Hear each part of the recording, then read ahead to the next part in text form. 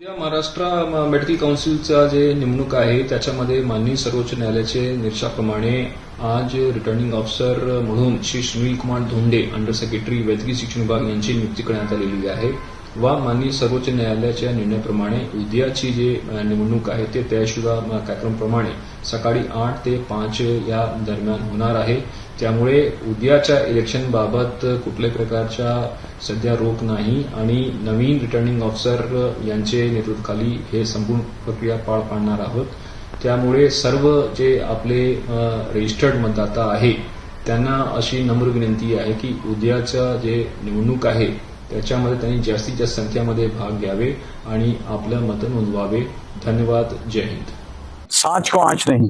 नमस्कार दर्शक साथियों, मैं हूं शशि शर्मा, आप देख रहे हैं दबंग खबरें। दर्शकों, महाराष्ट्र मेडिकल काउंसिल जो अपने आप में एक विशाल आयोग है और उस आयोग में पूरे महाराष्ट्र के तकरीबन 2 लाख डॉक्टर रजिस्टर्ड है, उनका रजिस्ट्रेशन है बाकायदा।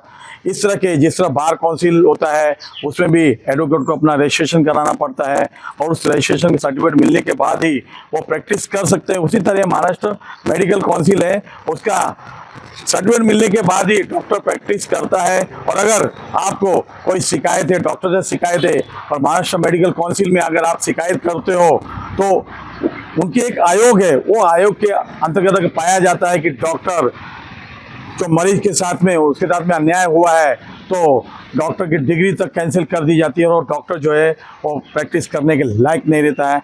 ऐसी है महाराष्ट्र मेडिकल काउंसिल। और इस महाराष्ट्र मेडिकल काउंसिल के चुनाव होने जा रहे थे। 9 वर्षों के अंतराल के बाद चुनाव हुआ और चुनाव में जो रिटायरिंग ऑफिसर थी वो अंडर सेक्रेटरी लेवल की होनी चाहिए, लेकिन डॉक्टर को उसमें अपॉइंट किया गया था और उस चुनाव की गड़बड़ी को देखते हुए डॉक्टरों ने सुप्रीम कोर्ट का दरवाजा खटखटाया और सुप्रीम कोर्ट ने उसमें बहुत ही अहम फैसला सुनाया है, जो पहली बार इतिहास में हुआ है कि चुनाव होते होते सुप्रीम कोर्ट का फैसला आया है और चुनाव को स्थगित कर दिया गया है, जबकि ऐसा देखने को कम मिलता है। आइए जानते हैं डॉक्टर राजीव अग्रवाल से, क्योंकि अभी हाल फिलहाल में नव निर्वाचित डॉक्टर राजीव अग्रवाल को एएमसी का पेशेंट बना गया है। क्या कहना चाहेंगे, क्या प्रकाश डालेंगे, क्योंकि सवेरे सवेरे वो भी अपना मतदान करने गए थे। महाराष्ट्र मेडिकल काउंसिल द्वारा जो चुनाव कराया जा रहा था, इस चुनाव में सरकार की तरफ से पूरे महाराष्ट्र में 37 सेंटर, आप सोचिए पूरे महाराष्ट्र में इतना विशाल क्षेत्र में महाराष्ट्र फैला है और सिर्फ 37 सेंटर, किस तरह चुनाव प्रक्रिया जो है पारदर्शी बन सकती है। आइए जानते हैं इस पूरे मामले में क्या कहना चाहेंगे राजीव अग्रवाल जी, क्योंकि इससे साफ नजर आ रहा था कि सरकार जो है अब मेडिकल काउंसिल पे भी अपनी नकेल कसने जा रही थी, जो उनके मंसूबे पूरे नहीं हुए। नमस्कार, मैं डॉक्टर राजीव अग्रवाल, मैं प्रेसिडेंट हूँ association of medical consultant Mumbai, जो कि 14,000 डॉक्टर्स जो एलोपैथिक डॉक्टर्स है, स्पेशलिस्ट एंड सुपर स्पेशलिस्ट पूरे एमएमआर रीजन में, उनका मैं प्रतिनिधि करता हूँ। महाराष्ट्र मेडिकल काउंसिल जो कि हमारी गवर्निंग काउंसिल है, जिसके अंदर हम सब एलोपैथिक डॉक्टर्स रजिस्टर्ड है, उसका नोटिफिकेशन आने के बाद आज 3 अप्रैल को सुबह 8 बजे से लेकर शाम को 5 बजे तक वोटिंग थी। जो रिटर्निंग ऑफिसर अपॉइंट किए गए थे डॉक्टर शिल्पा परब, वो अंडर सेक्रेटरी लेवल के नहीं थे। हमारे महाराष्ट्र मेडिकल काउंसिल के जो कॉन्स्टिट्यूशन है उसके अंदर लिखा गया है कि रिटर्निंग ऑफिसर कम से कम अंडर सेक्रेटरी लेवल का होना चाहिए। हमारे एसोसिएशन और कुछ और भी लोगों ने गवर्नमेंट को कंप्लेन की थी, लेटर दिया था, लेकिन गवर्नमेंट ने उसका कोई भी जवाब नहीं दिया। फिर उसके बाद हम लोग कुछ लोग हाईकोर्ट में भी गए कि भाई ये जो इलेक्शन प्रणाली है गलत है, क्योंकि अंडर सेक्रेटरी के लेवल का रिटर्निंग ऑफिसर नहीं है, तो आप इसको कैंसिल करिए, इसको चेंज करिए।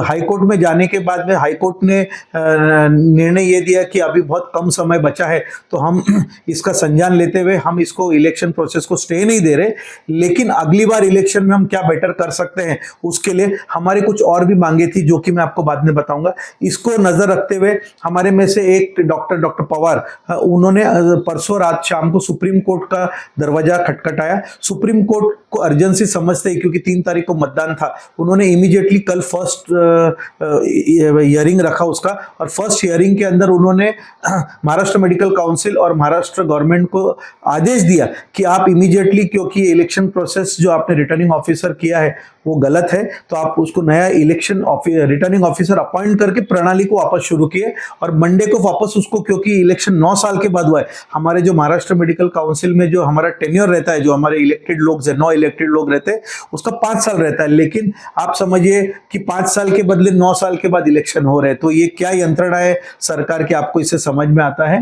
तो सुप्रीम कोर्ट ने बोला कि मंडे को जब हम वापस फर्स्ट केस को इसको हियर करेंगे तब हम इसको आगे देंगे। महाराष्ट्र के जो गवर्नमेंट के जो काउंसिल थे उन्होंने ये भी बोला कि हम 1 घंटे में आपको नया रिटर्निंग ऑफिसर देते हैं ताकि हम इलेक्शन प्रोसेस चालू कर सकते हैं। लेकिन सुप्रीम कोर्ट ने बोला कि नहीं, आप मंडे को ही हम, क्योंकि पिटिशनर की और भी मांगे थी।